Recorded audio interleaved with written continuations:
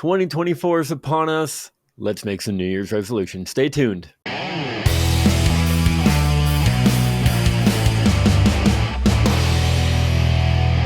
folks, welcome back to the Pro-Life Guys podcast, a show dedicated to equipping you with the tools that you need to have compassionate and compelling conversations about abortion, so together we can change minds, save lives, and transform our culture. My name is Cam Cote. I am the host of the show. Thank you to all of you who are back for another year. And for those of you that this might be your first year listening to the Pro-Life Guys podcast, I hope that you are into a very, very good year. I hope that all of you had a wonderful Christmas season with friends and family and everyone else, loved ones in your life. It's a bit of a weird one for my family.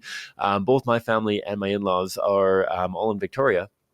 And so almost every year, the family goes back to Victoria amidst the whirlwind of airports and staying with my parents, my in-laws, and they're lovely, lovely people with much less baby-proofed houses than my house.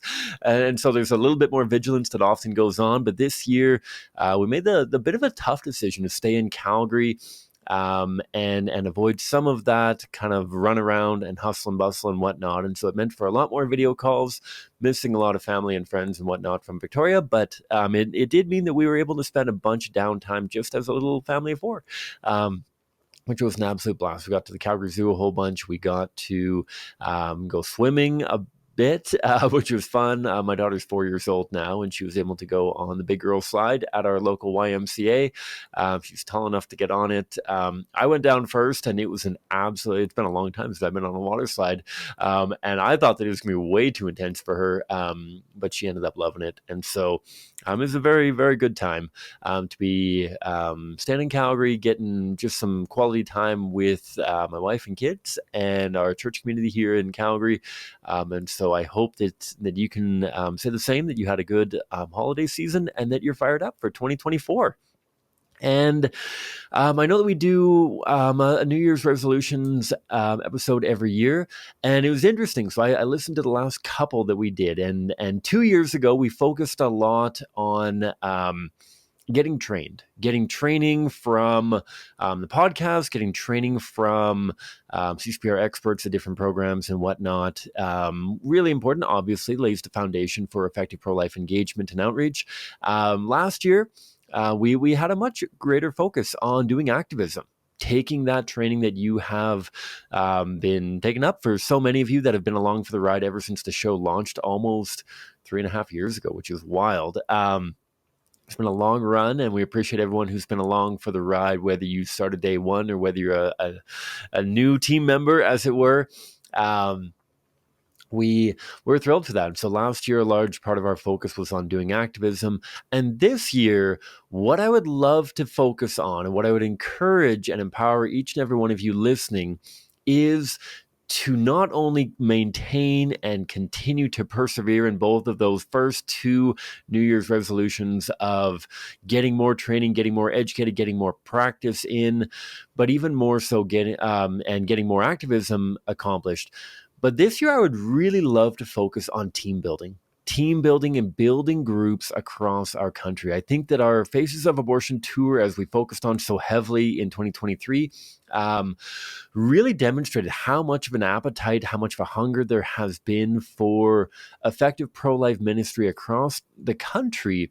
And while there's phenomenal groups that are active coast to coast, to be able to augment them with more of the success that we have witnessed within CCBR's pro-life outreach and the way that we have structured our outreach. Not only do we have the polling that we've talked about ad nauseum, I feel like 67.3% of people who simply view an abortion victim image feel more negatively about abortion after viewing that image than they do so beforehand. And that's often the first step for them in their journey towards the pro-life worldview. That what we've seen based on now over 6,000 conversations with abortion-minded people over the last 2 years in Western Canada alone, what we have found is that over 27% of pro-abortion people that we talk to become fully pro-life by the end of that first and single conversation. whether they're going from radically supporting abortion in all situations to becoming fully pro-life, or some of them, or probably even many of them, going from a limited support of abortion to complete rejection of abortion. 27% of people who speak with somebody using our roadmap for effective conversations and implementing not only the conversation tools, but often, almost always actually, also integrating abortion victim photography.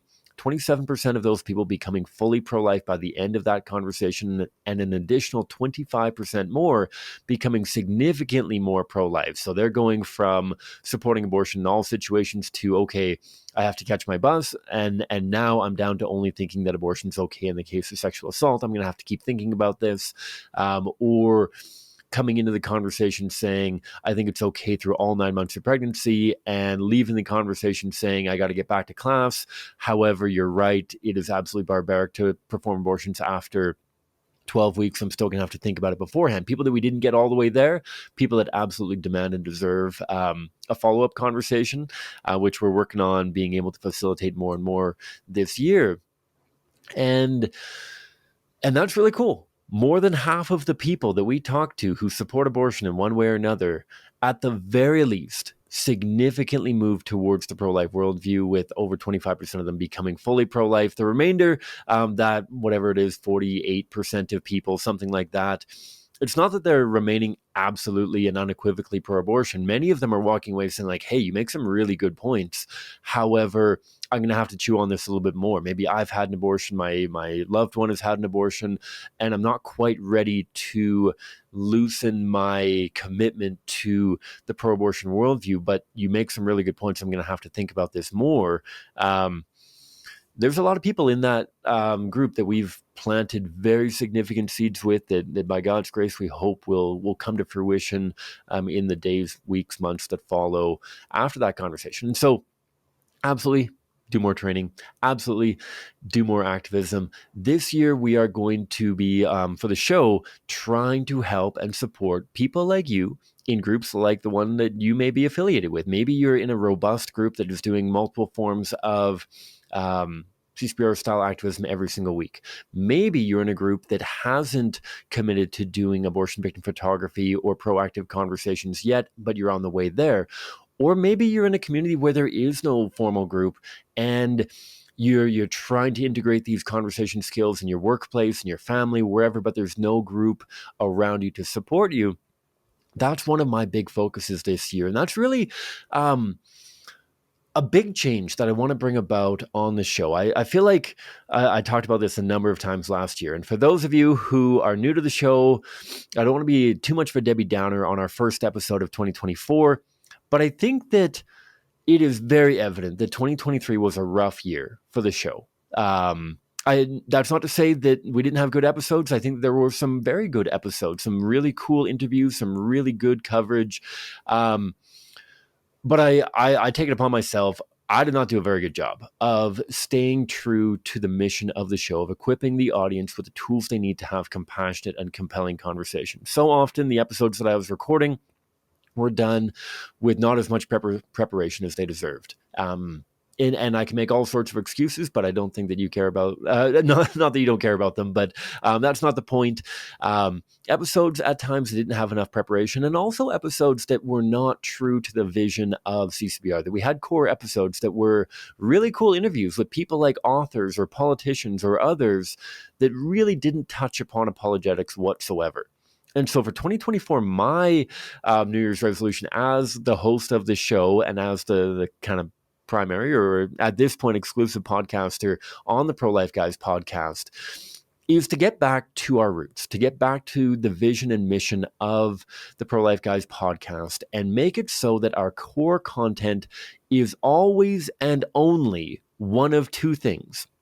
One, CCBR apologetics. How do we have conversations about abortion? And so I'm going to talk to a number of guests about different apologetic approaches. I've had really cool conversations with Josh Kappas and Emily Albrecht from Equal Rights Institute. I've talked to Scott Klusendorf in the past. I've talked to Mark Harrington and others from other really good apologetics organizations. And yet so often it can be confusing. And I've gotten feedback from audience members that it can be confusing of this seems different than the roadmap that you guys are trying to get us all to use. And so we are going to feature guests on the show from apologetics organizations. But those are going to be bonus apologetics episodes. They are going to be deep dives into different considerations around apologetics content. And then there's going to be a paired episode as to how we at CCBR filter all of those considerations, all of that background, all of that insight into the roadmap for having effective conversations. And so there's not going to be that confusion anymore of Cam's been trying to pump that we always start the conversation with common ground analogy question. And yet in this episode that he did with this other pro-life organization, they talked all about how they start conversations in a different way. We get it. There are other approaches to having good conversations about abortion, but we have yet to find anything that statistically produces the kind of results that we're witnessing. And so there's going to be a ton of either solo episodes or episodes just with CCBR staff talking about how we approach apologetics. We are going to have affiliated with that conversations with guests from other pro-life organizations about how they are engaging on apologetics and then kind of weighing the merits and how do we process those insights through the lens of CCBR's outreach. And so that's going to be the first major kind of core content, much more of a deep dive on apologetics approaches. I've got a notebook. I've got about 24 different topics that I'm already planning on. Some of them are being recorded this week even. And so there's going to be a huge focus just on central apologetics. If you have questions, if you have ideas or thoughts or circumstances that have come up, please send them my way and I will tackle them through the lens of CCBR's roadmap for conversations, and give you shout outs if you want to shout out. If you don't want to shout out, just put that in the email or message or whatever, however you're reaching out to us. And so we're going to have a big focus first and foremost on apologetics. Secondarily, to be able to facilitate that New Year's resolution of team building and growing the movement, we are going to have a secondary core focus on that thing exactly, that growth and development of teams. We have invested so much time and energy. We have so many incredible people working at CCBR that have grown this movement so dramatically. We are now up to over 30 people working year-round at CCBR. We are working with high schools. We're working with universities. We're working with churches. We're working with community groups. We're working with all sorts of different groups. And I got a list of, at this point, almost 20 different topics for how do you build your pro-life community. Topics ranging from public speaking to recruitment to how do you organize good and effective socials? How do you recruit people through events and tabling and other things like that? How do you mentor and support new volunteers? How do you challenge and mentor and improve longtime volunteers that may not be implementing the tools that you want them to be? How do you manage a team? How do you appreciate a team? How do you build a team? All of these considerations are going to be in our second style of core content. And again, we're going to be labeling them so you know exactly what you're getting, and there's no confusion. Is this Tuesday's episode going to be apologetics or something else? And so apologetics, we're going to have team building. And again, we're going to be talking with leaders in the movement who have blazed the trail for growth and development, and get their insight. And then again, we're going to pair that with CCBR-centric episodes as well. How do we apply this through the lens of our End the Killing plan? How do we pair this through the lens of how we're conducting activism and outreach? All that kind of thing. Okay, the last thing is that we're not doing away with all of the fun, random episodes we've been doing. I really like the fact that we've been able to feature some authors, some politicians, some people doing a different form of pro-life ministry, a focus on, I've got episodes lined up already for adoption and foster care, that kind of thing. Those are really important episodes. It's not that we're doing away with that and we're forgetting about the rest of the pro-life movement or the rest of what's necessary to make abortion no longer practiced, but rather those are simply going to be listed as bonus episodes. And so for those of you that are interested in hearing about books about pro-life legislation, or books about the history of the pro-life movement, or books about this or that, talking to guests who have a focus in the pastoral arm of the pro-life movement or the political arm of the pro-life movement, or whatever it may be. We're still going to do those episodes, but they are going to be listed purely as bonus episodes. They're not going to take up a Tuesday content spot. They're not going to be a replacement for core apologetics or team building. And so that's the feedback that I've gotten. If you think that's a cool plan, then let me know. If you think that's an awful plan, if you are here for something entirely different than apologetics and really want to go in a different direction, then let me know. I really appreciate all of your insight. I appreciate all of you people out there. I'm sure that many of them don't actually listen to the show. I've gotten so many offers for how to improve our SEO, our search engine optimization, particularly on YouTube. Jacob Legite and I have been working on that a little bit. Jacob has been holding my hand and coaching me along in a few different areas. There should be a little bit more social media content coming out along the way as well. And I hope to improve our YouTube presence, but I don't want to do that at the expense of our audio only. Over 95% of our audience is audio only on Apple Podcast or Spotify or Google Podcast or whatever it may be. And I don't want to compromise the content and try to push too many people who don't want to be on YouTube over to YouTube. If you're not a YouTube person, that's cool. But I do want to continue to provide some exclusive content on YouTube that is much more oriented towards video as well. And so definitely stay tuned for that. Before I wrap up the episode, two major things, and I apologize. This is something that I'm trying to get away of, and I'm doing a bad job of it in my first episode of the year. Apologies. I'm trying to make announcements early off the show. Two big things coming down the tube. We have our online crash course that is happening on Sanctity of Life, Sanctity of Human Life Sunday. The Sanctity of Human Life Sunday itself is Sunday, January 21st. I will be doing an online crash course, online only. So it's all going to be done via video call on Friday, January 19th and Saturday, January 20th. I'm going to be covering 5 topics as a part of this online crash course. Friday night, we're going to be talking about understanding abortion in Canada. Saturday morning, we're going to be crushing through some fundamentals of pro-life apologetics, how to talk to post-abortive mothers and fathers. Fourth talk is going to be why and how to use abortion victim photography within your context. And fifth is going to be a send-off talk, kind of summarizing everything and talking about the change that we can, by God's grace, facilitate in Canada and arguably around the world as well by implementing these strategies. And so it's going to be kind of cool. So not only is there an option, $10 registration fee for live content, $10, you get to tune in to all of the workshops, interaction. There's going to be a ton of breakout rooms to practice mock dialogue with CCPR staff and really make sure that you are understanding and able to implement these talking points and approaches to conversations. Not only is there that $10 option, there's also a $10 option for all of you who are either listening time of posting but aren't able to join for a crash course or only able to join for a portion of it. Or anyone who might be listening later in the year after this has already happened. If you say, oh my goodness, I'm listening in the middle of June and I'm really sorry that I missed this at the beginning of January kind of thing, we are doing a $10 option as well that you can register for.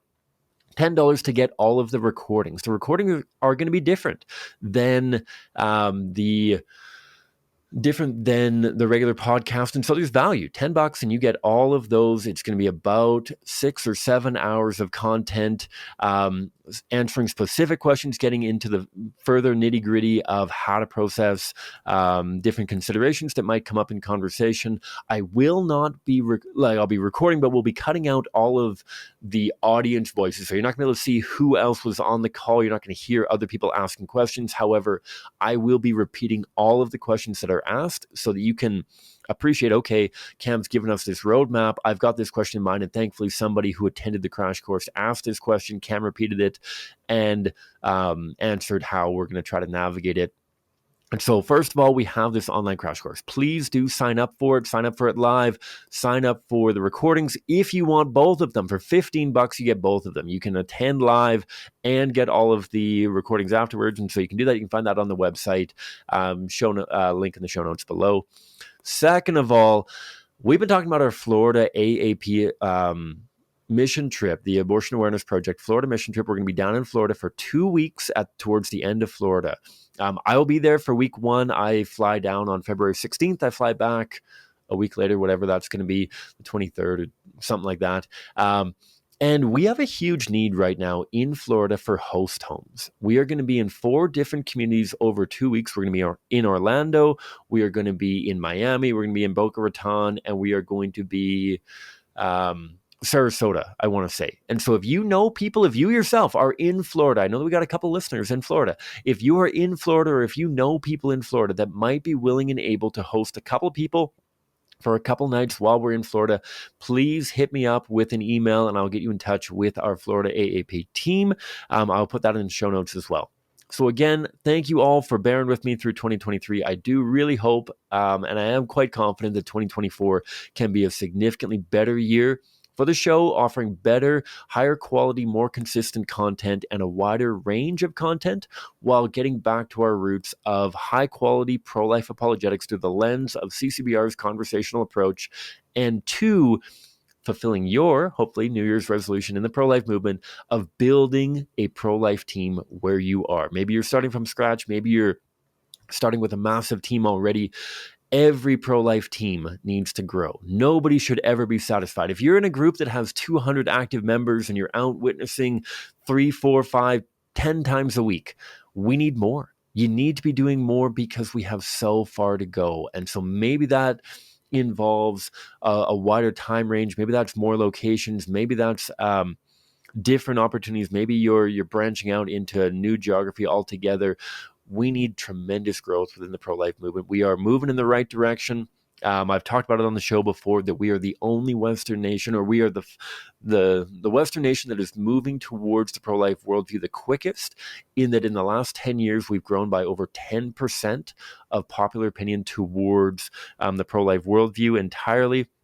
What I mean by that is that just over 10 years ago, we were polling at around 11% of Canadians identified as being completely against abortion in all circumstances, and we're now at around 23%. We have an awful long ways to go. We are far behind a lot of countries, certainly south of the border in America, and even further south in Central and South America. Even many countries in Europe as well, in Asia.